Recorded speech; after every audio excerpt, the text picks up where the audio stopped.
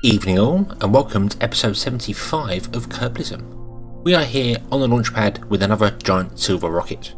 It looks kind of white because it's nighttime, but it is actually silver. It's the same as the other ones. But it's not got the same contents. No, this one instead has the crew arm for our station. One of many. But, see, I need to send up 6 of these. Or at least I need to send up 3 to complete the contract, and then there's space for 3 more. So I'm going to send up 6, probably.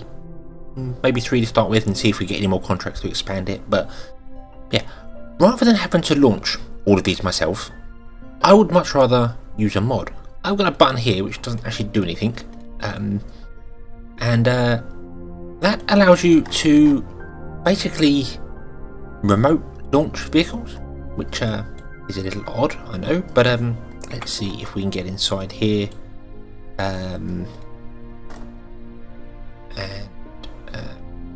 I'll tell you what. Let's I will save the game, and if I deploy this fairing, it'll fall down just like that. And you can see this is our crew pod here. I've got some interesting welding going on here.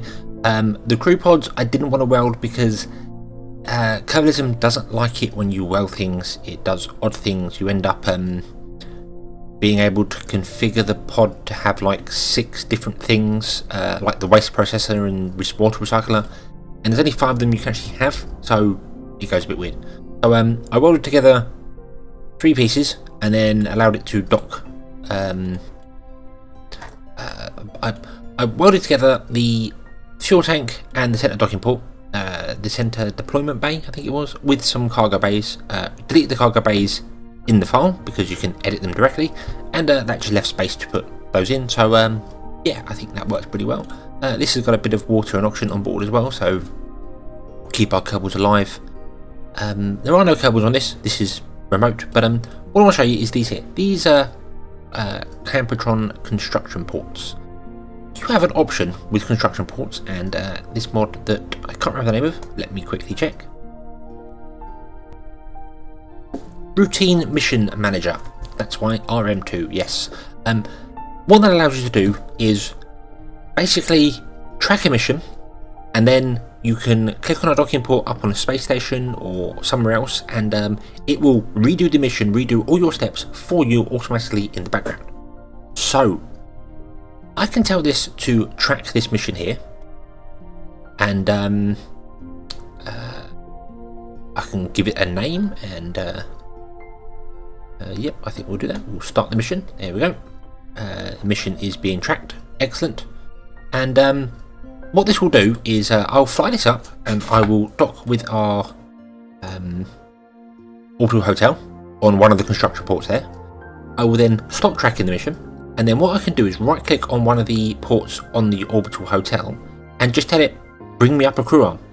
And after how long ever it takes for this to get up there, it will appear. It will just appear there. So yeah, that's going to be really quite useful, because then I don't have to launch all of these. I can just tell it to, bring 2 more of them up, and the game will do it for me, and I can go off and do other things. So I like automation. Automation is good. However, I do need the fairing to do that, so I'm going to reload this, and I will track the mission, and see you up in orbit, I suppose. And here we are, not quite in orbit, but up here. So we're going to drop the booster stage off. That can descend back down, and stage recovery can give that back to us. I don't know if the mission tracker works with stage recovery. I guess we will find out. I am then going to deploy these solar panels, because I did get a warning about power. There are no batteries on this, so it was completely reliant on the engines. The only solar panels we had were 3 little ones down here, up on the bottom of the craft. So yeah, that was a mistake. I had to wait for the sun to come round to here. So I had to wait for the craft to come around to the sun. That's what I was trying to say there. So of course I'm pointing the wrong way, and we are descending back down into the atmosphere. So let's get ourselves up to an orbit, shall we?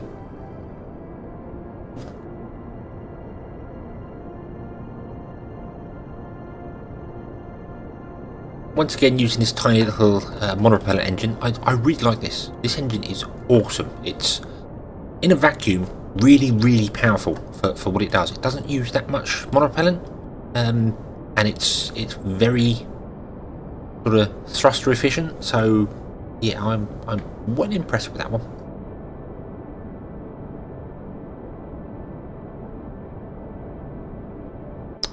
Oh, I've pressed the wrong button there. Oh, well, we're kind of in a circular orbit. That will do. That will do. Okay, so we need to get from here to there and intercept it. So it's on the same plane as me. That's going to make life easier. But I'm not exactly sure how to get up there.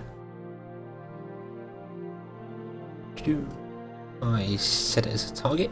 Okay, and right. And then I suppose we'll just circle around until... Well, that looks pretty good.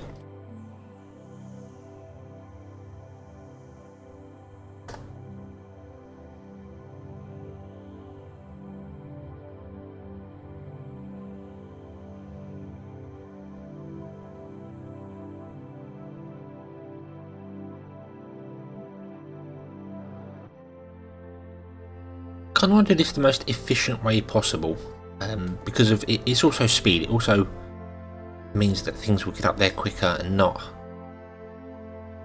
have to worry much about it. That looks pretty good. 10 kilometers. I think that will do.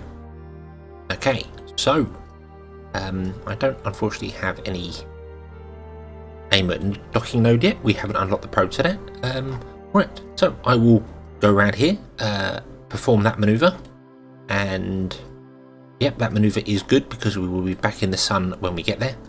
Don't want to do anything where we'd end up meeting our target on the dark side of the planet, because I don't believe that has an alternator. Yes, it does. It does have an alternator, but I'd have to be firing it permanently, and that's awkward when you're trying to stay in an orbit of any description, really. So, right, we shall go and perform our 400-meter burn. I've got 1,100 meters a second of delta V. Like I said, this is a brilliant engine. And then once we get there, we've got these two little monopropellant engines here to maneuver us in. And yeah, there's Joule and Duna in the distance. Not sure why Joule's grown so green there. That's interesting. Maybe it's calling us. Maybe we should go. Is Joule one of the ones that comes up soon? No, even Moho. So, we shall visit you soon, Joule, but, well, not right now. And here we are up at 1.1 million kilometers. Or million meters, sorry. No, 1.1 million kilometers would be a long way away. The station is approaching us. It, didn't quite get the inclination right by the looks of it. It's up there. But that's not a problem. So long as we can get somewhere close to it for a parking orbit, we can then use the RCS to maneuver in. I am getting lots of errors about the probe, which was the engine port we dropped off. For some reason, it's not re-entered the atmosphere. It's just going round and round and round. So I may have to switch to that and watch it come in. Maybe. I'm not too sure. But it should have been recovered by stage recovery, and it hasn't yet.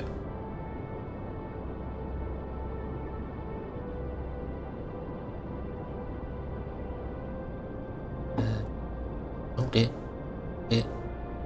I should have been on target there. That was the problem. It was not set to target mode, so I was not changing relative to my target. There we go. What a mistake to make.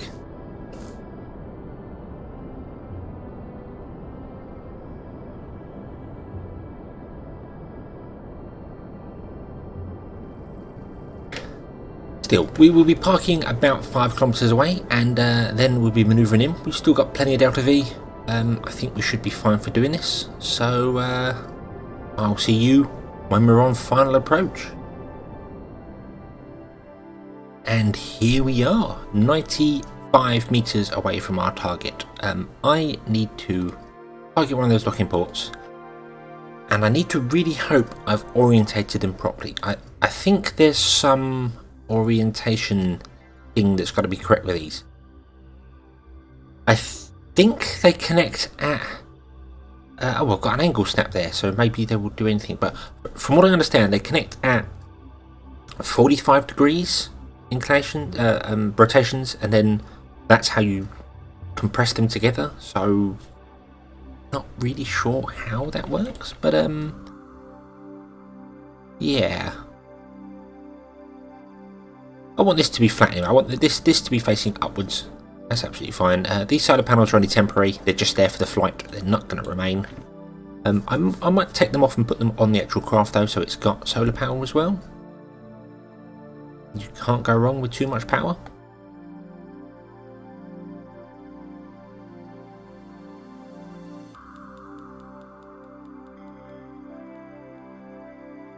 We want to head kind of towards our target. That would help. I am using the main engine for the moment, which I probably shouldn't do now I think about it. Yeah, so let's shut that down so I don't do anything wrong here. We will point prograde.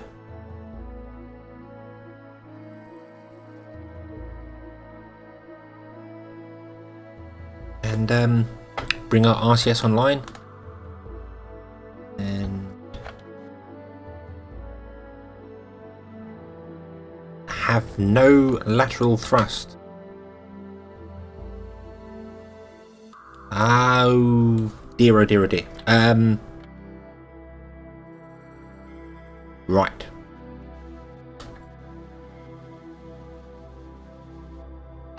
So this is going to be quite interesting. I've messed up on the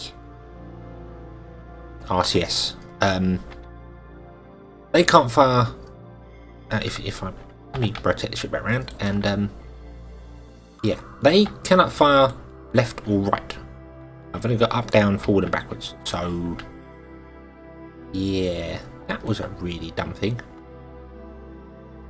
So I'm going to have to kind of eyeball this coming in. I essentially want to pointing that way, but further down, I think.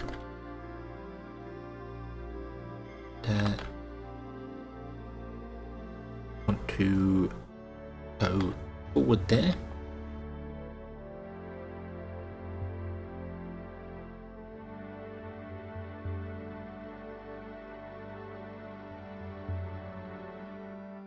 Yeah, this is going to make life very, very awkward indeed.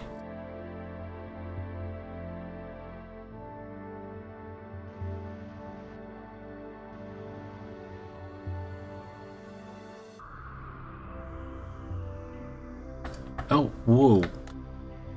N slow down, not M. I can of course rotate the craft and just do that and sort of and push myself whichever direction I need to go. And I think we've just run into the station there. No, we haven't. Nope, I'm just getting feedback from this system here. That's very odd.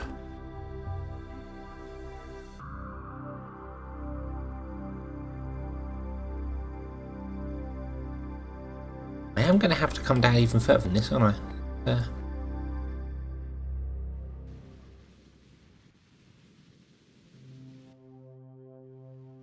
Bring ourselves down.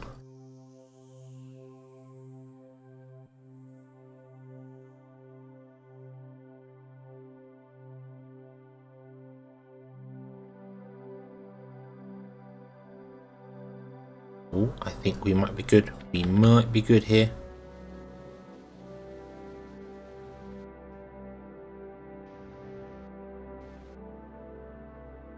Not quite aligned properly,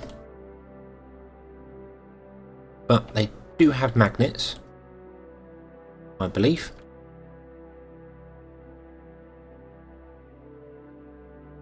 I just aim over that way somewhere. Make sure I'm lined up rotationally, because that's gonna cause a problem for me if I don't.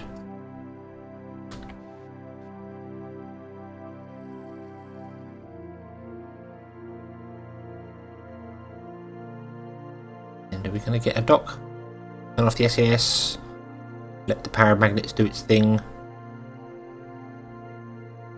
And there we are. We have a dock, and we're not quite straight. But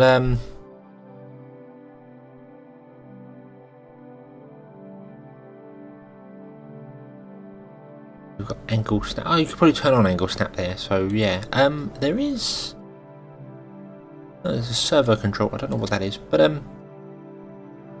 yeah, it's not quite straight. But I think when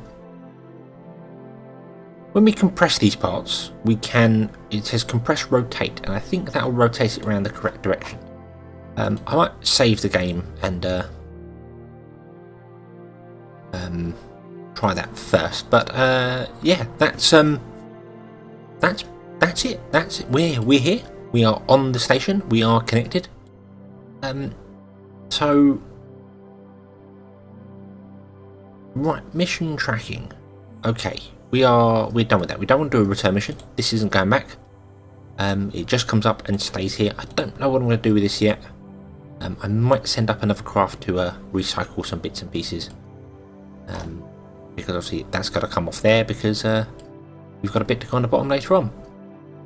But we need to call up other ships. So to do that, I believe you register this docking port as a port 1, and I shall register this one as port 2, and then I believe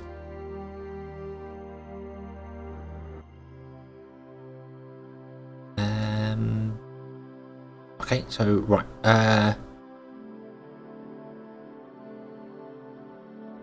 okay, so we're good. So if I click, no, don't get anything. Oh, there we go.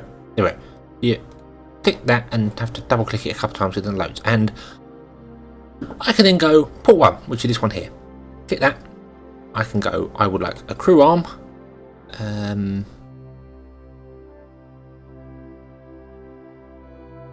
don't want to repeat it. Nope. Nope. Repeat. No, I don't want to repeat that. So yeah. Obviously the repeat function would be like bring up rocket parts, something like that. Every 7 days, bring up a tank of rocket parts, and we'll build things in space. It could be quite useful to use, but that's not what we're doing here. We just want to do a one-off request for a crew arm. Oh yeah, but procure and land crew 16 0. There we go. We don't want any crew in it. We just want it to come up automatic. Click confirm, and there we go. It's going to be here in 1 day, 1 hour. So that was port 1. We can go port 2 and do the same. We would like to bring up a crew arm, please, with no crew on it. Confirm. Insufficient funds. Oh dear, oh dear, oh dear. That would probably be because our stage recovery did not recover the parts, which might be a small problem.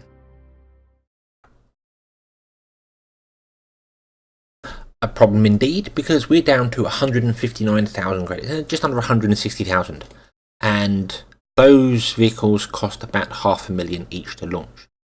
So we're gonna need some form of money. How do we get money? Well, the hotel will give us money once it's built, but I do need that third crew arm. It requires 50 crew to complete it, and each arm gives us 16 Kerbals. There is a command pod up there with 6 on there, so you get 16, 32, 48, 6 on board makes 54. That's enough to complete the hotel. But without a third arm, we're in trouble. So I wonder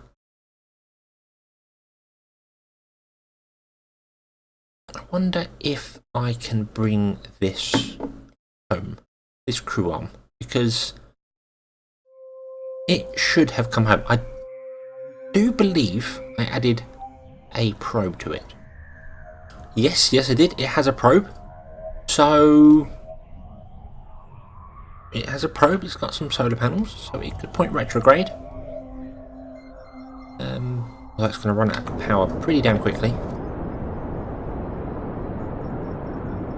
So yeah, there's no reason why I couldn't just bring it home, I suppose.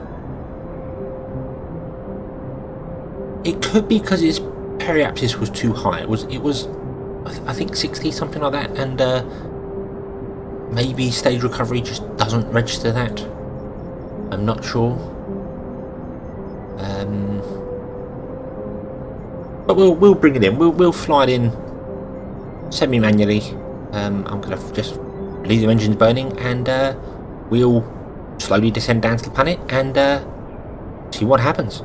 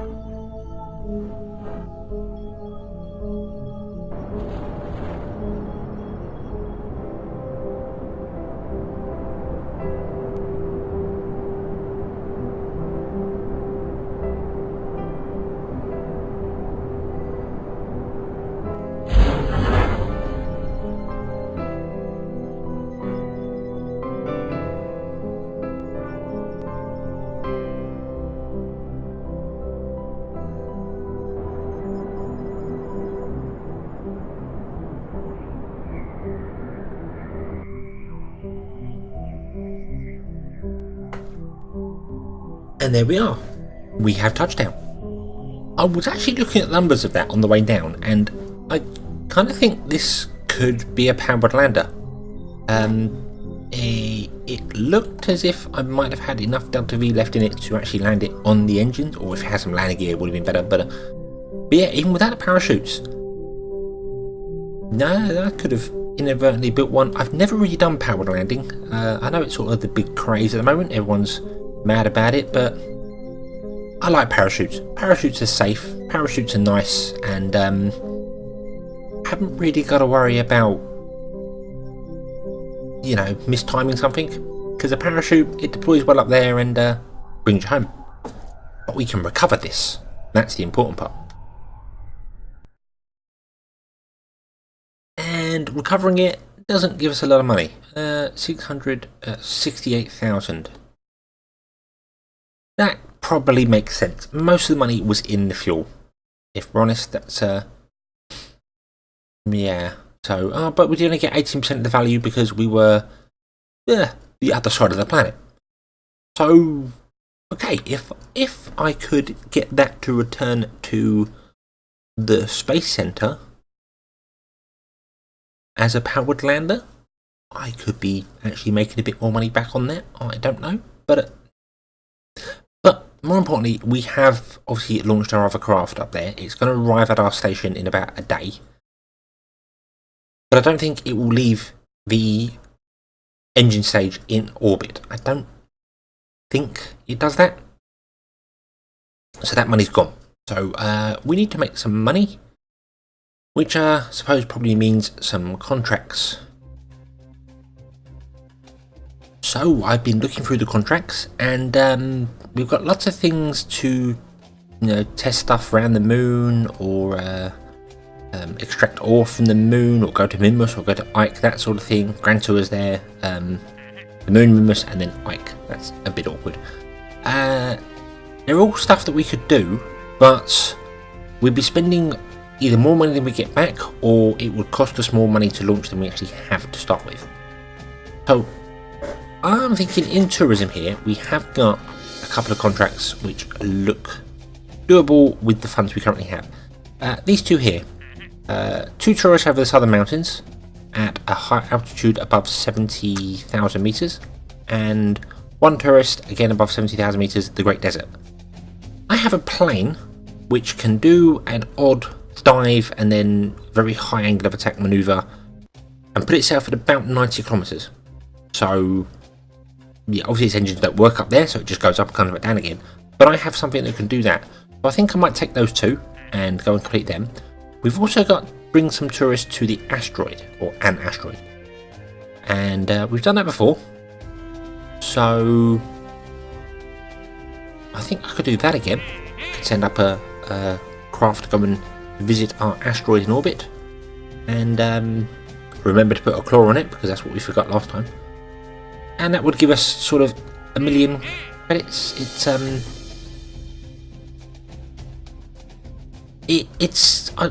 mean, obviously it's free money, but I don't want to don't want to be completing the same contracts over and over, because it sounds a bit cheaty. Actually, then when I think about it, think of an airline. An airline does the same thing day in, day out, like a taxi. It picks up people, takes them somewhere, drops them off. Same thing, day in, day out. People pay for that. So why not? Why not just constantly be going to the moon and come back again? I mean, why worry about that so much? So yeah.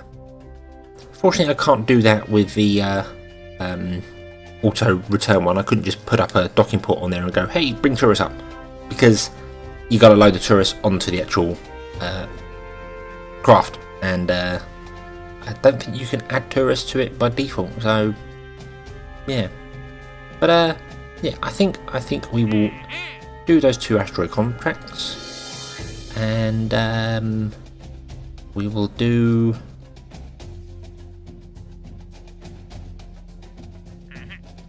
over the Great Desert and over the southern mountains.